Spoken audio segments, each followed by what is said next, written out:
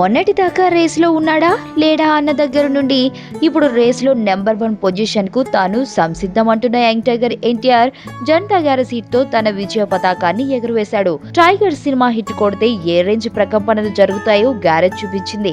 అయితే ఇక తరువాత సినిమా వేటలో ఉన్న జూనియర్ కు పూరి ఏకంగా 1 కాదు 2 కథలు వినిపించాడట.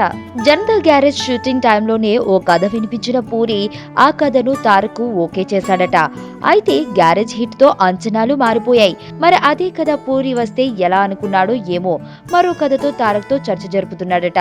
జూనియర్ తో ఆంధ్రవాలా తీసి ఫ్లాప్ కొట్టిన టెంపర్ తారక్ తో ఓ రేంజ్ ఓవర్ వచ్చేలా చేసిన పూరి ఎలాగోలా ఎన్టీఆర్ తో సినిమా చేసే ప్రయత్నాల్లో ఉన్నాడట.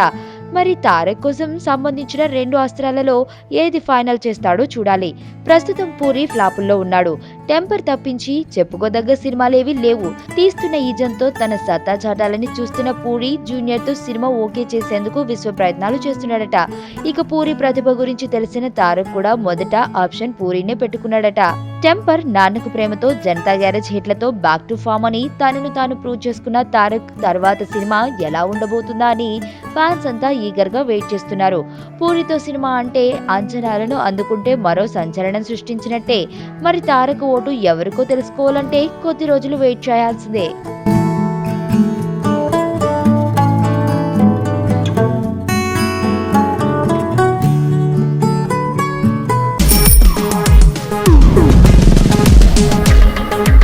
ప్రపంచంలో ప్రతి ప్రేమ కథ మధురంగా ఉంటుంది. మనది మనకు మరీ అద్భుతంగా ఉంటుంది. నా ఫీలింగ్స్ ఎక్స్ప్రెషన్స్ అన్ని పేపర్ మీద రాసి తనకి ఇస్తాను రా. అవసరమా రా ఇదంతా? ఇన్ఫాచ్యుయేషన్ రా. రే, అమ్మాయిని చూసిన వెంటనే అలా